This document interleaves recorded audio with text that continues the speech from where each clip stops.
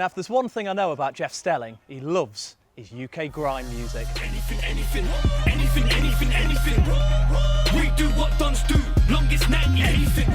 So it seemed a great time to find out about SE Dons, a Sunday League side formed by UK grime artists who get attendances in the thousands, have sold 10,000 shirts and have the sort of internet following many a Premier League club would be happy with. Even Pepe Guardiola could have managed this. Cool, confident and talented. We're just trying to exert an energy of we want to be the best, and there's nothing wrong with wanting to be the best. So sometimes we get people that, they're rowdy or it's just Sunday League, why are you taking it so serious and all that. We're selling over 10,000 tops, do you know what I'm trying to say? So for it to, if you want to look at it as just Sunday League, that's up to them. But we're looking at it as more than that. Maybe we are deluded, I don't know, but you can see it's working, do you know what I mean? So I see the game different, like I'm watching it through Messi. Rapper and founder Don Strapsy has built a cult following with professional footballers. Gee, I'm breaking up the play, I think I'm Declan Rice. I've been doing music a long time. Back in 2010 is when I really kind of got bigger through SBTV. So music was another passion of mine, which I got myself kind of a big following from, because all my football references, Declan Rice, all those footballers that love my music is amazing. I've got Damari Gray, all these people that play my stuff, Junior Stanislas, there's loads of them.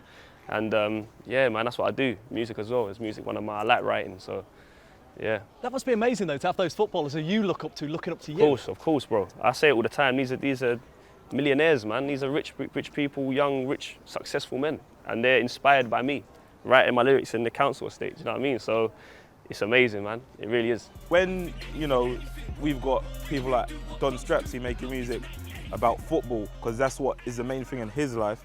It's a good representative of the music scene, and it also shows young people who want to jump into the music scene that you don't have to rap about negative things. You can rap about things that you see that aren't negative. A lot of people who do make that kind of music are rapping about what they think is what people want to hear, rather than what they're actually living. So the fact that you've got people on these tunes talking about negative things, it's not necessarily what they're living, it's what they think people want to hear. So this shows that people do want to hear about other stuff. Like Don Strapsy raps about football primarily. People do want to hear about that. You can be, John from down the road can have a different walk of life, rap about what you want to rap about, and people will want to hear about it as long as it's good enough. Is it nice in a time when there's so much, communities being pulled apart? It's nice to see actually something bringing people together. 1000%. I said it before. This time 10 years ago, the people we're playing football against, we were challenging each other in different ways. You know what I mean? So the fact that we're doing it on the pitch, and we're bringing people from all societies, like in South London, people from Peckham, Brixton, Lewisham, all over in one place for a positive movement is amazing. The Dons are following in the footsteps of other Sunday League teams whose profile has blossomed via the internet. Their opponents today in this friendly were Palmer's FC. I'd say we was the first one to consistently. There was another team about, but they didn't really, they might have uploaded once every month or so. But yeah, week in, week out, we would upload consistently. I don't know what it is. I think we've become quite relatable. And from there, it's inspired other teams to sort of bring their own characters and their own style of play to the table. So yeah, it's definitely been a scene that didn't exist, but very much does now. What sort of numbers were you getting for your videos? At the beginning, a couple of thousand here and there, and then for some reason it just skyrocketed. Suddenly we were getting 100,000, 200,000, 300,000 per video.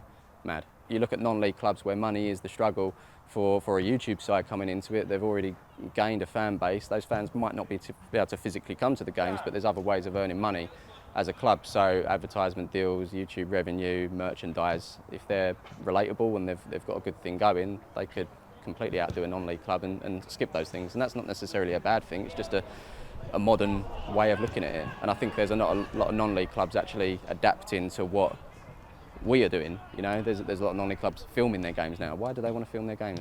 They want people through the gates. Is football changing then? Do you think this is the future? I think football is changing. I think this is the future, because I think there's a big disconnect between supporters and professional footballers.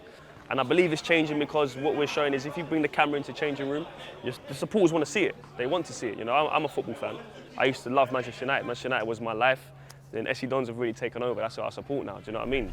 But it's what the club have done off the field that could be their greatest legacy. It might be a cliche, but has the football club saved a few characters? 1,000,000%. 1,000,000% without a doubt. Without a doubt. There's boys that have been to jail and on the risk of going to jail, and this is something they can really put their energy into. A good close friend of mine drops, he come from a harsh background, but he's put all his energy into the youth team, like the under-9s, and he's doing an amazing job.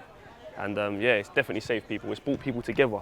We've got people from all walks of life here, and this has been a shining light in what some people have as a negative life, or a life that has more negative outbalance than the positive in their lives. So this has saved quite a few people, and I feel like those are the people that we know about. We know about the people that is saved in the dressing room, but there are countless people out there who watch what we do every week who are saved as well, and we get countless messages every week saying, oh, you've inspired me to do this. I've come back from this injury. I had my exams last week. I didn't think I was going to pass them, but I've passed them. So it's a greater message. It's more than just the football. It's more than just the characters. It's more than just us being brash. We're actually inspiring a generation. And there's so many elements to this football team. Tell me about the Free the Patch. Free the Patch, young Mad B, he's blind in one eye. He lost his eye, and he plays with a patch. And again, it's the energy we're trying to give people, man. Like, you know what I mean? He could give up. We've got Ramel, international Rem. He plays for England deaf team. He's deaf in one ear. And for example, Mad B, again, another person, another harsh background. Lost his eye in certain circumstances, and he's here playing. When I started the Free the Patch campaign, getting all the messages from the young boys of, oh my God, you do this with one eye, like so inspirational, so motivational. And I saw that quickly from it being about playing football, it became so much more.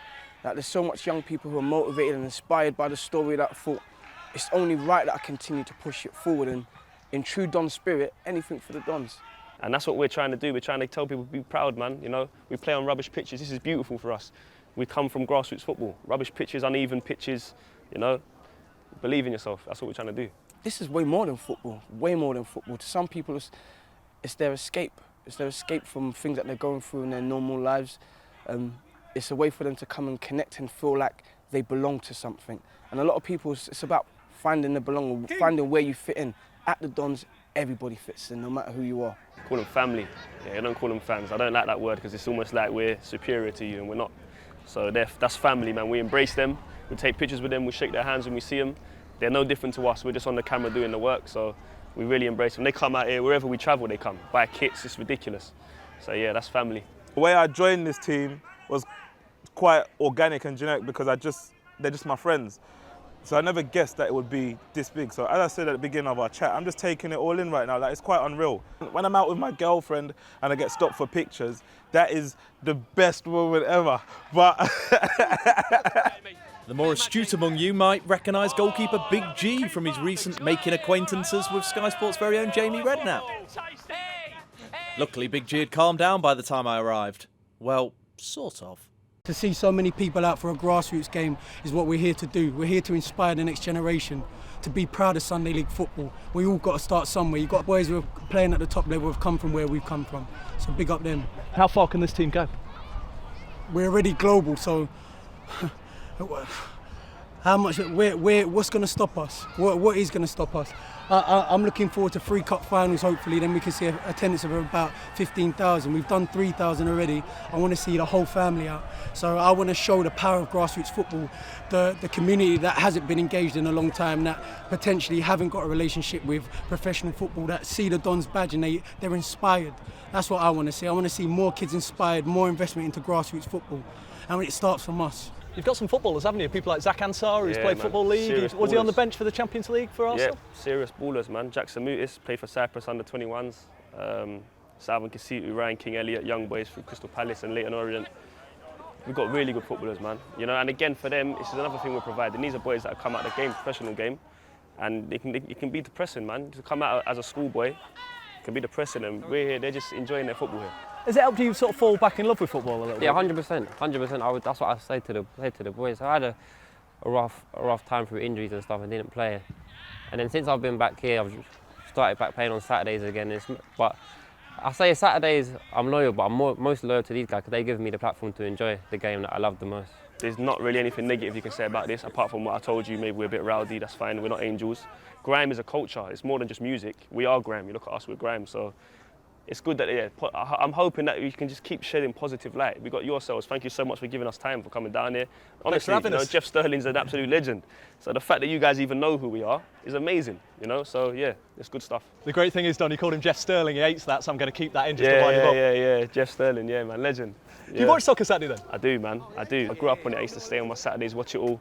Jeff Sterling, his commentary, his quick speaker, all that stuff. It's sick, man. I love it. Do you reckon he could do a track about him? Who, Jeff? Yeah. Why not? Why not? Ashley Barnes has got one, hasn't he now? Yeah, So for real. Yeah? Jeff Sterling, get earning. Yeah, I could do it. Yeah, man. The only problem was every time we tried to do an interview, the Dons scored a goal of the season contender. It's Chris as well, the cameraman. Another goal. I don't really see anybody out there who's representing for someone who's like me. When I look at Mad B, is that Nathan Palmer? You joking? So let's leave the last word to Mad B. Listen, we ain't got no bad players, but the thing is, can he do it with a patch on? No, to be fair, he probably can.